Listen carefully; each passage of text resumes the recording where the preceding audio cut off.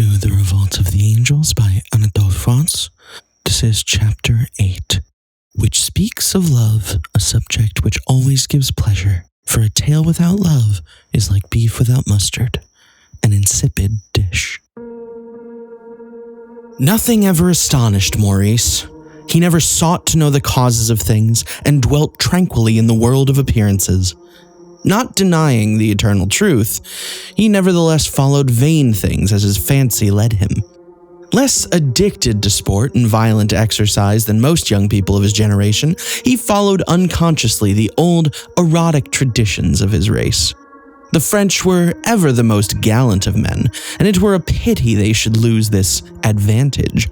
Maurice preserved it. He was in love with no woman, but, as St. Augustine said, he loved to love.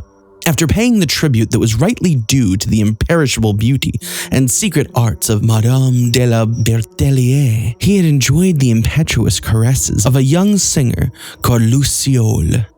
At present, he was joylessly experiencing the primitive perversity of Odile, his mother's lady's maid, and the tearful adoration of the beautiful Madame Boitier, and he felt a great void in his heart.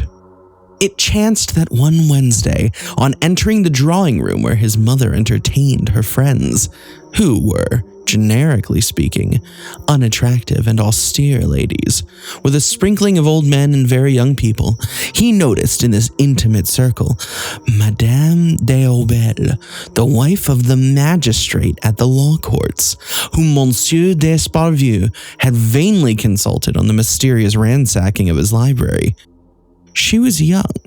He found her pretty, and not without cause. Gilbert had been modeled by the genius of the race, and no other genius had had a part in the work. Thus, all her attributes inspired desire, and nothing in her shape or her being aroused any other sentiment.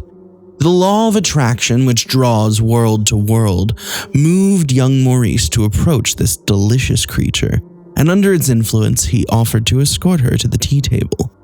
And when Gilbert was served with tea, he said, "We should hit it off quite well together, you and I, don't you think?" He spoke in this way, according to modern usage, so as to avoid inane compliments, and to spare a woman the boredom of listening to one of those old declarations of love which, containing nothing but what is vague and undefined, require neither a truthful nor an exact reply. And profiting by the fact that he had an opportunity of conversing secretly with Madame d'Aubel for a few moments, he spoke urgently and to the point. Gilbert, so far as one could judge, was made rather to awaken desire rather than to feel it. Nevertheless, she well knew that her fate was to love, and she followed it willingly and with pleasure. Maurice did not particularly displease her. She would have preferred him to be an orphan, for experience had taught her how disappointing it sometimes is to love the son of the house. "Will you?" he said by way of conclusion. She pretended not to understand, and with her little foie gras sandwich raised halfway to her mouth, she looked at Maurice with wondering eyes. "Will I what?" she asked. "You know quite well." Madame d'Aubel lowered her eyes and sipped her tea, for her prudishness was not quite vanquished. Meanwhile, Maurice, taking her empty cup from her hand, murmured, "Saturday, 5 o'clock. 126 Rue de Rome. On the ground floor, the door on the right, under the arch. Knock 3 times." Madame d'Aubel glanced severely and imperturbably at the son of the house, and with a self-possessed air rejoined the circle of highly respectable women to whom the Senator Monsieur Le Fol was explaining how artificial incubators were employed at the agricultural colony at Saint-Julien. The following Saturday, Maurice, in his ground floor flat, awaited Madame d'Aubel. He waited her in vain. No light hand came to knock 3 times on the door into the arch, and Maurice gave way to imprecation, inwardly calling the absent one a jade and a hussy. His fruitless wait, his frustrated desires, rendered him unjust. For Madame d'Aubel, in not coming where she had never promised to go, hardly deserved these names. But we judge human actions by the pleasure or pain they cause us. Maurice did not put in an appearance in his mother's drawing room until a fortnight after the conversation at the tea table. He came late. Madame d'Aubel had been there for half an hour. He bowed coldly to her, took a seat some way off, and affected to be listening to the talk. "Worthily matched," a rich male voice was saying. "The two antagonists were well calculated to render the struggle a terrible and uncertain one. General Bold, with unprecedented tenacity, maintained his position as though he were rooted in the very soil. General Millepertuis, with an agility truly superhuman, kept carrying out movements of the most dazzling rapidity around his immovable adversary. The battle continued to be waged with terrible stubbornness. We were all in an agony of suspense." It was General d'Esparvieu describing the autumn maneuvers to a company of breathlessly interested ladies. He was talking well, and his audience were delighted. Proceeding to draw a comparison between the French and German methods, he defined their distinguishing characteristics and brought out the conspicuous merits of both, with a lofty impartiality. He did not hesitate to affirm that each system had its advantages, and at first made it appear to his circle of wondering, disappointed, and anxious dames, whose countenances were growing increasingly gloomy, that France and Germany were practically in a position of equality. But little by little, as the strategist went on to give a clearer definition of the two methods, that of the French began to appear flexible, elegant, vigorous, full of grace, cleverness, and verve. That of the Germans heavy, clumsy, and undecided. And slowly and surely, the faces of the ladies began to clear and to lighten up with joyous smiles. In order to dissipate any lingering shadows of misgiving from the minds of these wives, sisters, and sweethearts, the general gave them to understand that we were in a position to make use of the German method when it suited us, but that the Germans could not avail themselves of the French method. No sooner had he delivered himself of these sentiments than he was buttonholed by Monsieur Le Truc de Ruffec, who was engaged in founding a patriotic society known as Swordsmen All, of which the object was to regenerate France and ensure her superiority over all her adversaries. Even children in the cradle were to be enrolled, and Monsieur Le Truc de Ruffec offered the honorary presidency to General d'Esparvieu. Meanwhile, Maurice was appearing to be interested in a conversation that was taking place between a very gentle old lady and the Abbé la Petite, chaplain to the Dame du Saint-Sang. The old lady, severely tried of late by illness and the loss of friends, wanted to know how it was that people were unhappy in this world. "How," she asked Abbé la Petite, "do you explain the scourges that afflict mankind?" "How," she asked Abbé la Petite, "do you explain the scourges that afflict mankind?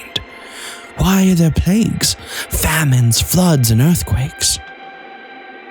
"It is surely necessary that God should sometimes remind us of his existence," replied Abbé la Petite with a heavenly smile. Maurice appeared keenly interested in this conversation.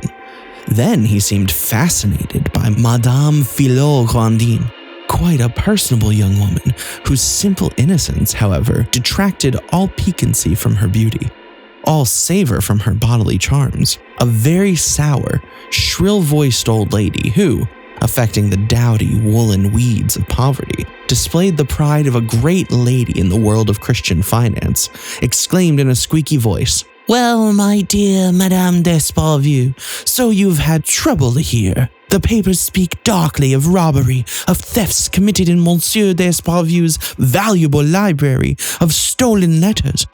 "Oh," said Madame d'Esparvieu, "if we are to believe all the newspapers say." "Ah, so dear Madame, you have got your treasures back. All's well that ends well." "The library is in perfect order," asserted Madame d'Esparvieu. "There is nothing missing." "The library is on the floor above this, is it not?" asked young Madame d'Aubel, showing an unexpected interest in the books. Madame d'Esparvieu replied that the library occupied the whole of the second floor and that they had put the least valuable books in the attics. "Could I not go and look at it?" The mistress of the house declared that nothing could be easier. She called to her son, "Maurice, go and do the honors of the library to Madame d'Aubel." Maurice rose, and without uttering a word, mounted to the second floor in the wake of Madame d'Aubel. He appeared indifferent, but inwardly he rejoiced. For he had no doubt that Gilbert had feigned her ardent desire to inspect the library simply to see him in secret. And, while affecting indifference, he promised himself to renew those offers which, this time, would not be refused. Under the romantic bust of Alexandre d'Espalvieu, they met by the silent shadow of a little wan, hollow-eyed old man, who wore a settled expression of mute terror. "Do not let us disturb you, Monsieur Sariette," said Maurice. "I'm showing Madame d'Aubel around the library." Maurice and Madame d'Aubel passed on into the great room where against the four walls rose presses filled with books and surmounted by bronze busts of poets, philosophers, and orators of antiquity. All was in perfect order, an order which seemed never to have been disturbed from the beginning of things. Only a black void was to be seen in the place which, only the evening before, had been filled by an unpublished manuscript of Richard Simon. Meanwhile, by the side of the young couple walked Monsieur Sariette, pale, faded, and silent. "Really and truly you have not been nice," said Maurice with a look of reproach at Madame d'Aubel. She signed to him that the librarian might overhear, but he reassured her. "Take no notice. It is old Sariette. He has become a complete idiot." And he repeated, "No, you have not been at all nice. I awaited you. You did not come. You have made me unhappy." After a moment's silence, while one heard the low, melancholy whistling of asthma in poor Sariette's bronchial tubes, young Maurice continued insistently, "You are wrong." "Why wrong?" "Wrong not to do as I ask you." "Do you still think so?" "Certainly." "You meant it seriously." "As seriously as can be." Touched by his assurance of sincere and constant feeling, and thinking she had resisted sufficiently, Gilbert had granted to Maurice what she had refused him a fortnight ago. They slipped into an embrasure of the window, behind an enormous celestial globe, whereon were graven the signs of the zodiac and the figures of the stars. And there, their gaze fixed on the Lion, the Virgin, and the scales, in the presence of a multitude of Bibles before the works of the Fathers, both Greek and Latin, beneath the casts of Homer, Aeschylus, Sophocles, Euripides, Herodotus, Thucydides, Socrates, Plato, Aristotle, Demosthenes, Cicero, Virgil, Horace, Seneca, and Epictetus. They exchanged vows of love and a long kiss on the mouth. Almost immediately, Madame d'Aubel bethought herself that she still had some calls to pay, and that she must make her escape quickly, for love had not made her lose all sense of her own importance. But she had barely crossed the landing with Maurice when they heard a hoarse cry and saw Monsieur Sariette plunge madly downstairs, exclaiming as he went, "Stop it! Stop it! I saw it fly away! It escaped from the shelf by itself! It crossed the room! There it is! There! It's going downstairs! Stop it! It has gone out the door! On the ground floor!" "What?" asked Maurice. Monsieur Sariette looked out of the landing window, murmuring horror-struck, "It's crossing the garden! It's going into the summer house! Stop it! Stop it!" "But what is it?" repeated Maurice. "In God's name, what is it?" "My Flavius Josephus!" exclaimed Monsieur Sariette. "Stop it!" And he fell down unconscious. "You see, he is quite mad," said Maurice to Madame d'Aubel, as he lifted up the unfortunate librarian. Gilbert, a little pale, said she also thought that she had seen something in the direction indicated by the unhappy man, something flying. Maurice had seen nothing, but he had felt what seemed like a gust of wind. He left Monsieur Sariette in the arms of Hippolyte and the housekeeper, who had both hastened to the spot on hearing the noise. The old gentleman had a wound in his head. "All the better," said the housekeeper. "This wound may save him from having a fit." Madame d'Aubel gave her handkerchief to stop the blood and recommended an arnica compress.